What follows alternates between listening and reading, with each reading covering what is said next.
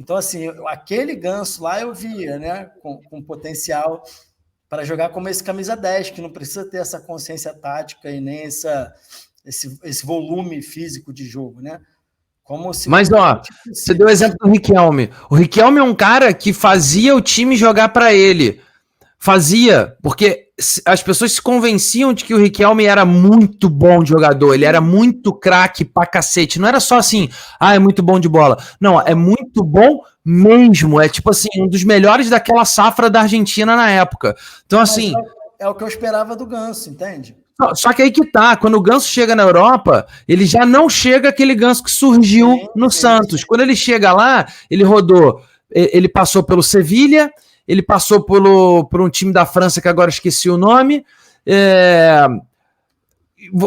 Esses times não olhavam pro Ganso e falavam, pô, esse cara aí vale a pena a gente jogar por ele, porque ele decide jogo. Aquele Ganso já não tinha esse convencimento.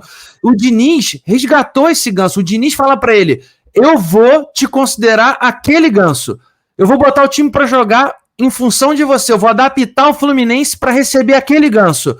Você dá conta do recado? Você volta a ser aquele Ganso? Foi quase que um combinado ali, extraoficialmente.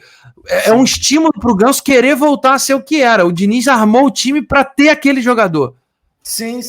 Mas é isso, cara. Assim, naquele momento, quando ele sai para a Europa, ele já não tinha mais o nível de quando ele começou, entendeu?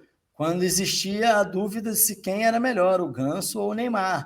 Essa dúvida lá em 2009, quando eles surgiram, 2010, que o Santos é campeão da Copa do Brasil, com eles voando, essa dúvida ela existia, entendeu? Essa dúvida termina quando o Ganso se machuca lá para o final de 2010, e depois que ele volta, ele nunca mais foi o mesmo. Aí o Neymar monstro e o Ganso nem um dos melhores do país mais, né? Então, assim, ele vai para o Sevilha e não joga nada, mas ele volta para o São Paulo também não joga nada.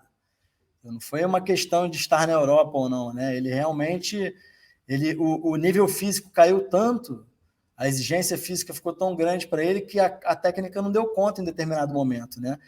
E aí eu acho que mentalmente ele se perdeu muito e começou a se recuperar agora, entendeu? Você não viu o Ganso da época do São Paulo sendo esse Ganso do Fluminense que bota o dedo na sua cara e fala, rapaz, eu jogo muito mais do que você, me respeita. Entendeu? Ele atualmente ele faz isso, ele voltou a fazer isso no Fluminense. Ele deixou de ter aquela persona morna, né? Bundão. Ele agora é um cara que, meu irmão, tem fome de bola. Isso, mas porque voltou a acreditar nas próprias capacidades, né? E isso é interessante. Realmente ali o Diniz conseguiu resgatar. Não foi o Diniz, né? O processo antes do Diniz, o Ganso já estava sendo, se não o mais, um dos mais importantes jogadores do Fluminense. Mas com o Diniz a performance sobe muito do time todo. E como o time do Diniz se movimenta muito, para um jogador estilo Ganso fica muito fácil. Porque é isso, é o cara que precisa de meio toque na bola para deixar o amiguinho na cara do gol. E como o amiguinho no Fluminense passa o tempo inteiro, se apresenta o tempo inteiro, ele sempre tem 2, 3 opções próximas dele, mais uma para virar o jogo, entendeu? Então, assim, para ele fica fácil, né? Ele começa a acertar, começa a pegar mais confiança, começa a acertar tudo. Então já está dando aquele estoque de calcanhar o tempo inteiro, né? Dando bola sem olhar, enfim. Atingiu um nível que tinha tempo que talvez nem o Ganso de 2011, quando eles foram campeões da Libertadores com o Santos, talvez nem em 2011 ele não tivesse nesse nível agora, né? Ele realmente está jogando bola. O que me chama a atenção nesse Fluminense, entre várias coisas, é que quando desperdiça pontos, quando deixa pontos pelo caminho,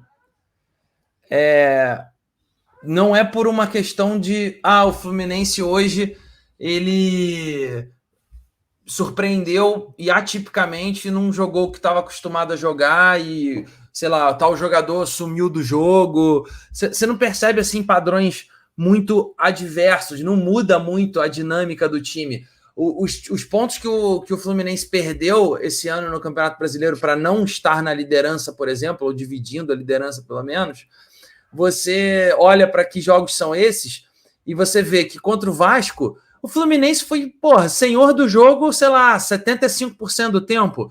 E o Vasco, por muito pouco que não tomou um gol, sabe? Ficou retrancado, fechou o ferrolho, estacionou o ônibus lá no gol e e segurou o empate. O Fluminense era para ser, assim, moralmente falando, o Fluminense jogou mais para ganhar do que o Vasco. E contra o Fortaleza, lá na casa do Fortaleza, que é difícil para jogar sempre, ainda mais esse Fortaleza do Vojvoda, com o Fluminense de time misto, quase reserva, porque foi o único jogo que o Diniz raramente poupa, e nesse jogo ele poupou contra o Fortaleza. Então, assim, o Fluminense podia estar facilmente ali na frente do Botafogo nessa tabela.